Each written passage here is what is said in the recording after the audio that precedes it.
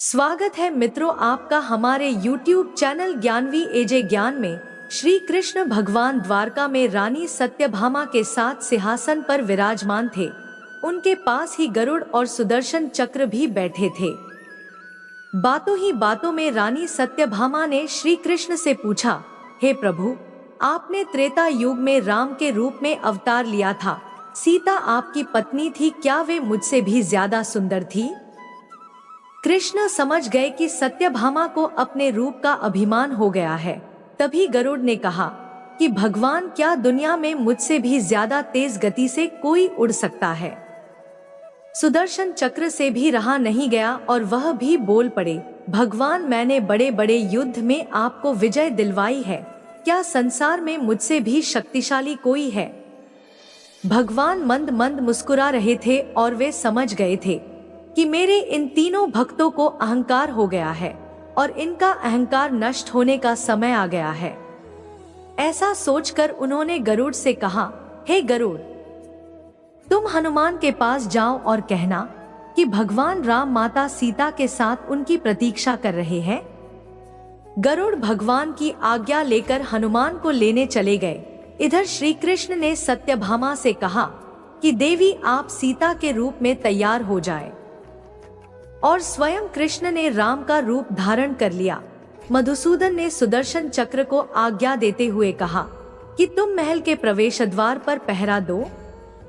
ध्यान रहे कि मेरी आज्ञा के बिना महल में कोई प्रवेश न करे। भगवान की आज्ञा पाकर चक्र महल के प्रवेश द्वार पर तैनात हो गए। गरुड़ हनुमान के पास पहुंचकर बोले कि हे वानर श्रेष्ठ, भगवान राम माता सीता के साथ द्वारका में आपसे मिलने के लिए प्रतीक्षा कर रहे हैं। आप मेरे साथ चले, मैं आपको अपनी पीठ पर बैठाकर शीघ्र ही वहां ले जाऊंगा। हनुमान ने विनयपूर्वक गरुड़ से कहा, आप चलिए, मैं आता हूँ। गरुड़ ने सोचा, पता नहीं यह बूढ़ा वानर कब पहुंचेगा। खैर, मैं भगवान के पास चलता हूँ। यह सोचकर गरुड़ शीघ्रता से द्वारका की ओर उड़ चले। पर यह क्या, महल में पहुंचकर गरुड़ देखते हैं कि हनुमान तो उनसे पहले ही महल में प्रभु के सामने बैठे हैं। गरुड़ का सिर लज्जा से झुक गया। तभी श्री राम ने हनुमान से कहा कि पवन पुत्र, तुम बिना आज्ञा के महल में कैसे प्रवेश कर गए? क्या तुम्हें किसी ने प्रवेश द्वार पर रोका नहीं?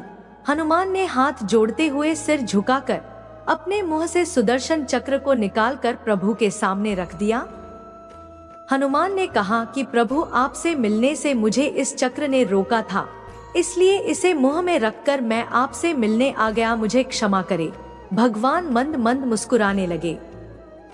हनुमान ने हाथ जोड़ते हुए श्री राम से प्रश्न किया, हे प्रभु, आज आपने माता सीता के स्थान पर किस दासी को इतना सम्मान दे दिया कि वह आपके साथ सिंहासन पर विराजमान है?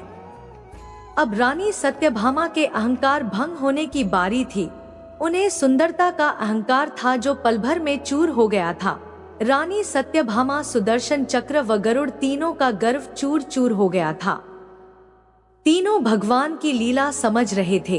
तीनों की आंखों से आंसू बहने लगे और वे भगवान के चरणों में झुक गए। दोस्तों, कहानी पसंद आई हो तो लाइक, कमेंट, शेयर जरूर करें और हमारे चैनल पर नए हैं तो चैनल को सब्सक्राइब अवश्य करें। धन्यवाद।